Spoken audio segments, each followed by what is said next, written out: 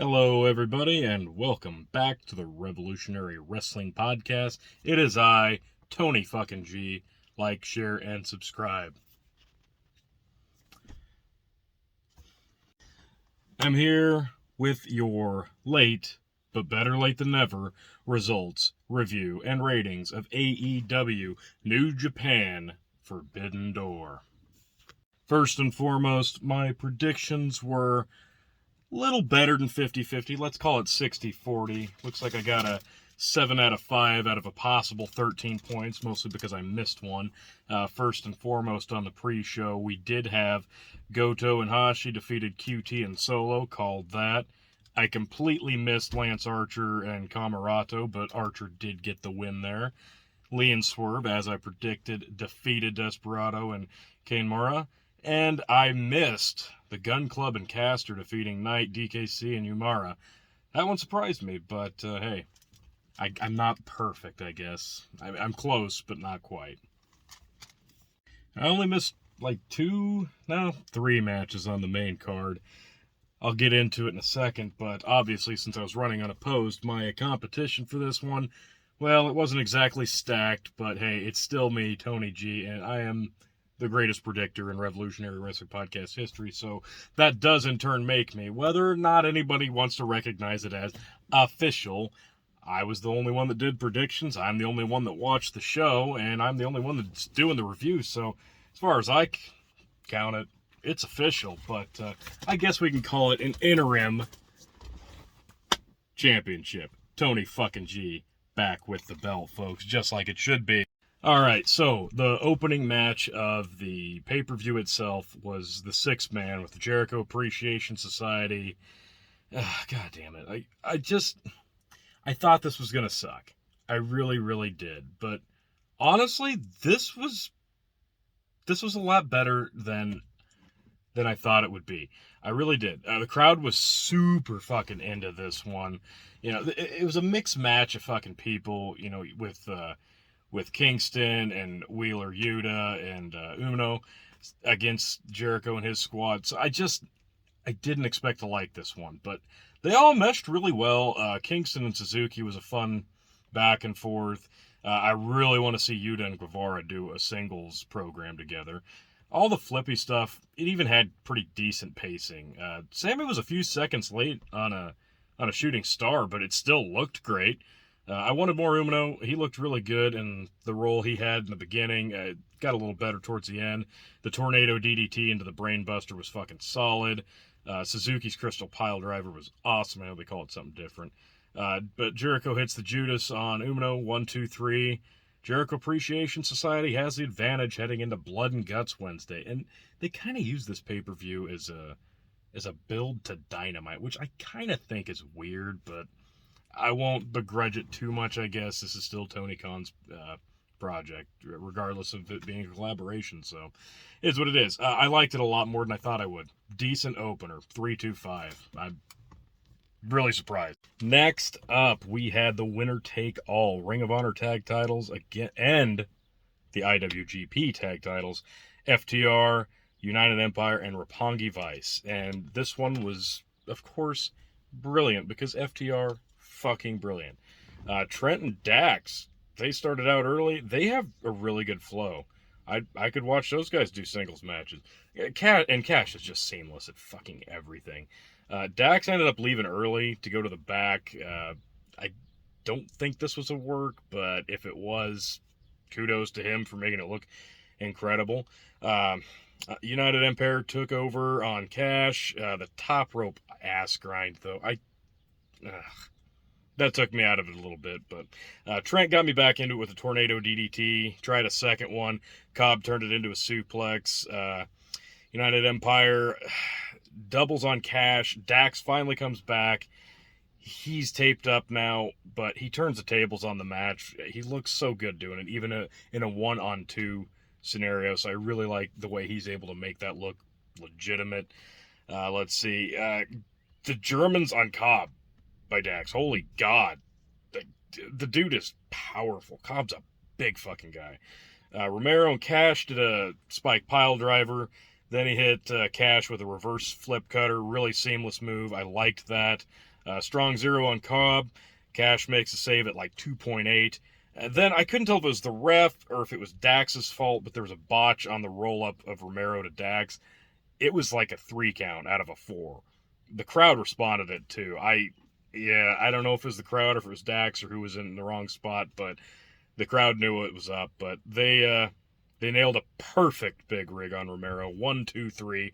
FTR retains the Ring of Honor tag team titles and captures the IWGP tag team titles. These guys have so much gold at this point. They're just missing the AEW tag titles for a second reign to put on the wheelbarrow of belts that they've got now. So it's probably leading to a third match with the Bucks, but I love this 3.5. Next up, we had another match I really did not expect to enjoy too much, but it was the 4-way for the All-Atlantic, the inaugural All-Atlantic Championship, which makes basically no sense. But whatever, we've got another belt, and we had to have a first champion. So we had Miro, Pac, Malachi Black, and Clark Connors. Black and Pac right at each other right out of the gate. Miro was dominating Connors, as expected. The sunset flip counter into a backflip by Black. That was beautiful. Miro and Malachi need a fucking program. Forget the factions. Those two guys one-on-one. Do that.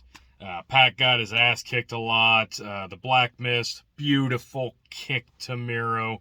Pac hits a 450. Tops Connors. It taps Connors with the whatever the hell his submission is. My God. Looked great, though. The 450 into the submission was seamless. Pac is your inaugural AEW All-Atlantic Champion. And good for Pac. I thought Miro was going to be the winner here, but this was actually pretty good. And it's been a long time coming. Whether you agree with Pac's work rate or not, he's just a phenomenal athlete. And the guy looks like $1 million. So I really can't argue with this at all. Good for Pac. I like seeing him with the belt. I gave this one 3.5. I actually enjoyed it more than I thought I would. Now for one that I knew I would not enjoy at all. The dudes with attitudes, Darby, Sting, and Takagi versus the Bucks and El Phantasmo. Boy, I can't wait to see the polar opposite review that Dave Meltzer gives this piece of shit. Sting does a stage dive onto the Bucks and Phantasmo to start. We finally get in the ring. Bell starts. The Bucks started off good with some double team stuff. I'm like, okay, maybe they found a rhythm. Maybe, you know what? Maybe they have impressed me this year. Maybe they're finally coming around. Yeah, well, that sentiment changed pretty fucking quickly. Not gonna lie. Phantasmo did some stupid flippy posing shit that made no sense. Why would you do it? It completely took me out of the match. So, what does Matt Jackson do? Completely follows suit. Does the same kind of bullshit. Then Nick starts dancing on the apron. And Phantasmo taunts Sting. Then there's a trio woe standing on the nuts of Darby. I'm getting less and less interested. Phantasmo then twisted Sting's nipples. Okay, fuck this. Fast forward. Then Sting hits Scorpion Death Drop on both of the Bucks. That looked fine. Phantasmo standing nearby, looking shocked. Oh my God, I didn't know it was going to happen. He was going to counter it. Sting just kind of leaves. He must have completely forgotten what the fuck he was doing. Leaves by mistake. Gets back in the ring. Phantasmo's, oh my God, still selling the shock. And he twists Phantasmo's tits. Okay, fuck this. Fast forward to the end. Takagi hits a modified DVD. 1, 2, 3. This match fucking sucked. 2. This was dumb. The dudes with attitudes get the win. It was terrible. Then, just to remind everybody that he's a fucking wizard, Jericho threw a fireball at Umino. Fuck this some more. Something that surprised me. Thunder Rosa defending the Women's Championship against Toni Storm. This is the best Thunder Rosa I think I've seen since she's won the belt. And I saw Toni Storm in 2020 live at NXT Worlds Collide. I think that she looked more like herself of that era here. I don't know. She hit kind of a slump, and then she went away, and she came to AEW, and I just haven't been super impressed with her. I thought this actually was pretty good. They went back and forth. They had a really good flow. I'd like to see a rematch. They meshed well together. It was pretty hard hitting. All the spots really made sense. They didn't do anything unbelievable, overly cooperative. I thought it looked like a legitimate contest. So good on both of them. Thunder Rosa did end up retaining, and I do want to actually see a rematch here because this made sense to me. And I think this has been the best challenger for Thunder Rosa that she's had since winning the belt. I think this one made sense. It looked realistic, so it was a nice change of pace from some of the shit that they've kind of booked Thunder Rosa to do. So more of this, please. Yeah, do a rematch. I would love to see another one. I don't think they're going to pull the trigger on Toni Storm winning the belt anytime soon, but if they did, I wouldn't hate it after this. I gave it 3 stars. And right back into the shithole for me, a match I knew I would hate. Guess what? I tried to watch this thing. I was pretty indifferent. Orange Cassidy versus Will Ospreay for the IWGP United States Championship. This is where they decided to get JR out there for commentary. This match, the fucking goofball Orange Cassidy, hands in the pockets, fucking nonsense gimmick bullshit. This is where we bring out JR and have him reunite with Kevin Kelly, who's also on commentary, for this match. Just whatever. The first entire minute of this match, Cassidy had his hands in his pockets. Fuck this shit. Will beats him up a lot, poses, makes him look stupid. That's what should have happened from the get-go. But instead we got a minute of hands in pockets and him countering everything he got thrown at him. But at least he got the shit beat out of him for a while. Then, of course, instead of just continuing the beat down, Will Ospreay decides, okay, now I can get lackadaisical and just start fucking around, because why would you at this point? Or you could just go for the win, retain your title. No, I'm going to get stupid with it, and, of course, gets fucking countered. Orange Cassidy starts making a comeback, hits a bunch of several near falls, almost wins a bunch of times. Will looks like a fucking joke now because he can't put away Orange Cassidy because it took him like 3 attempts, and he finally does. This was dumb. I hated it. 1.5 stars. I'm sorry. Orange Cassidy is not meant to be on the big stage like this in one-on-one title matches. Put him in the multi-man matches. That's his niche. He never needs to win. Let him do his comedy bullshit in the right setting. This wasn't it. You had Will Ospreay on this fucking card, and this is what you have him do? Give me a break. Yes, she was.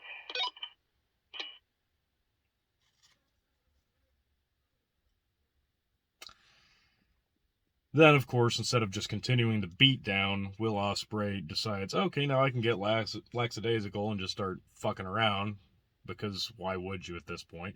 Or you could just go for the win, retain your title. No, I'm going to get stupid with it, and, of course, gets fucking countered. Orange Cassidy starts making a comeback, hits a bunch of several near falls, almost wins a bunch of times. Will looks like a fucking joke now because he can't put away Orange Cassidy because it took him like 3 attempts, and he finally does. This was dumb. I hated it. 1.5 stars. I'm sorry. Orange Cassidy is not meant to be on the big stage like this in one-on-one title matches. Put him in the multi-man matches. That's his niche. He never needs to win. Let him do his comedy bullshit in the right setting. This wasn't it. You had Will Ospreay on this fucking card, and this is what you have him do?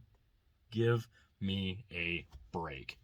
And as I predicted, Claudio Casanova is the mystery opponent for Zack Sabre Jr. And guess what? As I also predicted, he beats his ass. He hit the neutralizer right away, almost wins. But then they go on the outside a little bit. The uppercuts. God, I've missed the uppercuts. Claudio, you workhorse rate son of a bitch. You're just beautiful. So beautiful. Sabre finally took over. Great joint manipulation in the ring. Then they got to the spot where he carries him from the outside up the stairs onto the apron with one arm in a powerbomb position. and power bombs Sabre over the top rope into the ring. That was beautiful. Just great back and forth. Big power bomb. 1, 2, 3. Claudio wins. What a great debut for him. I loved this match. I gave it 3.75. This was absolutely brilliant. I'd love to see a rematch. Next up, we had the 4-way for the New Japan World Heavyweight Championship. Now, this was pretty damn good. I'll just say that right out of the gate. I had low expectations overall because I've gotten really bored of Adam Cole and Hangman. There's just something about, like, he's good. He's really good, but there's just something about him that draws me out of matches. You know, maybe the CM Punk rub did it for me here. I don't know. But I enjoyed Hangman. Cole was more like the Cole I used to enjoy. Okada is so damn good. And Jay White, just a stellar athlete. This starts off, White and Cole both bail, and they kind of double team throughout this thing. You know, Bullet Club represent, right? That was the story of this match. Okada and Hangman do a shake in the middle of the ring.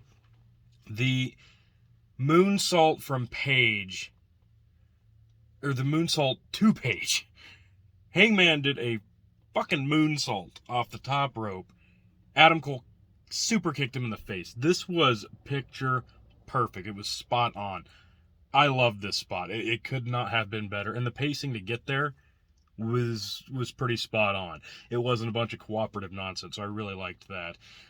Hangman and Jay White would be a great singles match. I'd love to see that in the future. Cole literally backstabs Jay White, literally with a backstabber, gets a 2 count. Then there was a spot where Jay White does a triple, well, not a triple, but 3 in a row sleeper plexes. That was a great spot.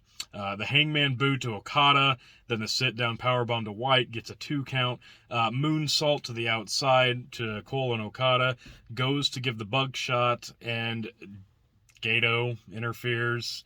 White tries to go for the Blade Runner, counters that into a Deadeye, hits the buckshot, 2 count. Okada breaks that up. Good spot there.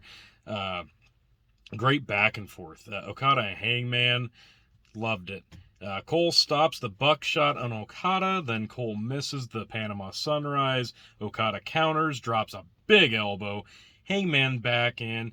Both eat kicks. Cole gets a 2 on Okada after another super kick. White gets back in.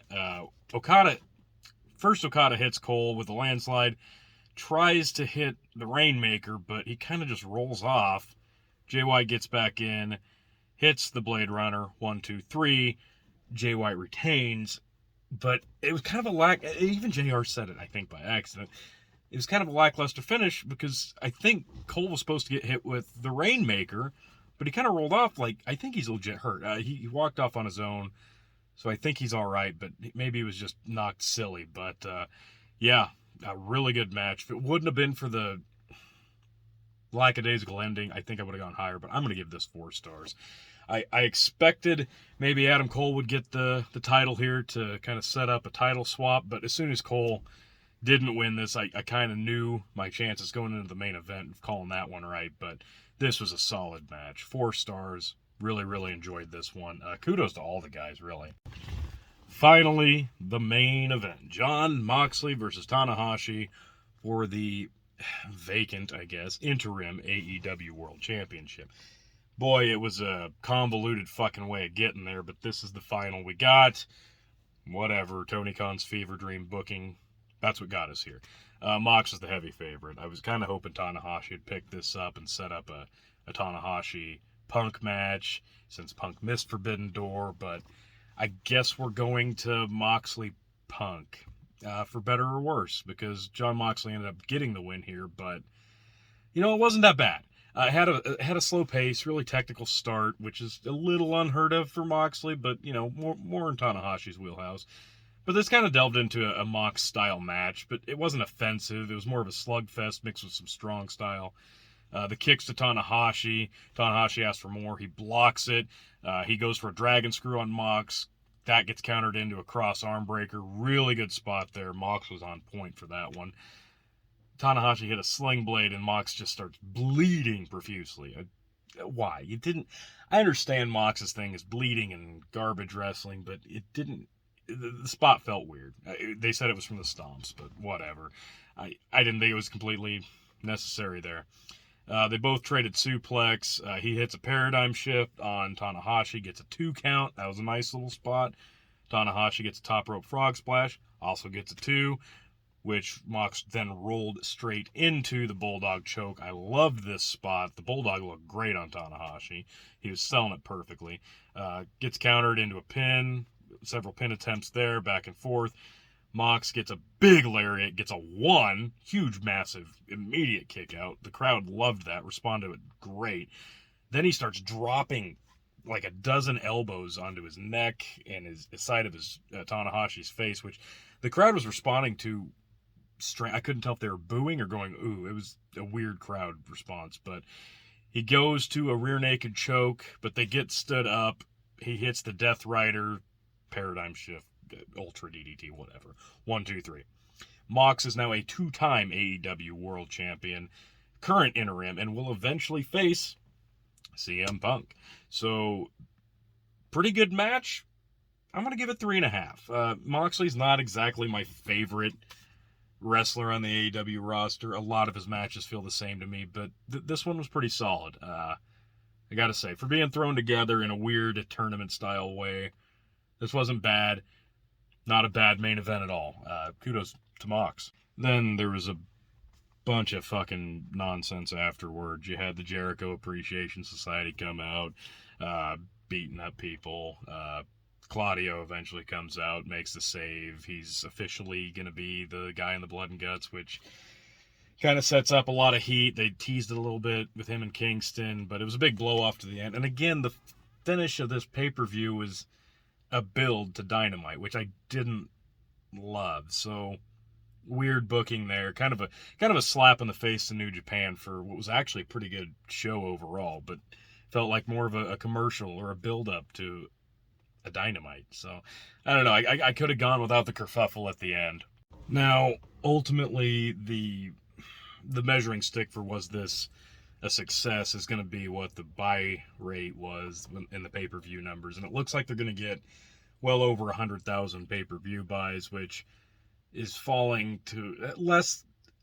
It's not quite half of what their standard pay-per-views do. Usually they get about 175, I think, is what their pay-per-view buys have been this year. So, but worldwide, the mix with New Japan, I think it really suffered without having CM Punk, without having Bryan Danielson, and they didn't promote Claudio. So, yeah, I think it suffered in some regard in name value, but match quality was there, and they could have definitely found a better opponent for Will Ospreay. That probably would have helped a lot. So there's things they could have done differently, to build pay-per-view buys, and the attendance apparently wasn't great either. So, match quality, I think it's a success. I think they should do more of these, but definitely build it differently, because I think they really missed a lot of opportunity in that regard.